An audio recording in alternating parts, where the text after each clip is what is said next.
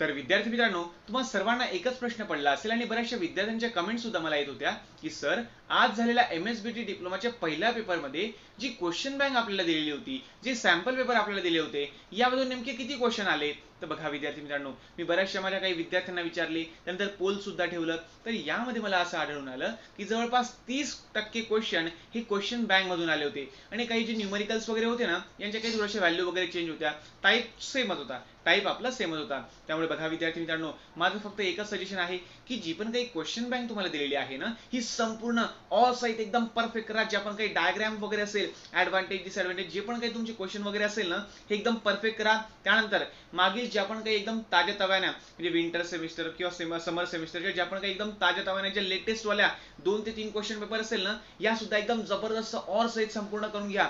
याचा नक्कीच तुम्हाला फायदा होईल. एक तुमचा मोठा भाऊ म्हणून तुम्हाला सांगतो. आणि बघा विद्यार्थी मित्रांनो, टेन्शन घेऊ नका, अजून सुद्धा काही दिवस तुमच्या हातात आहे, परीक्षा चालू आहे, मध्ये जो गॅप आहे त्याच्यामध्ये जबरदस्त अभ्यास करा.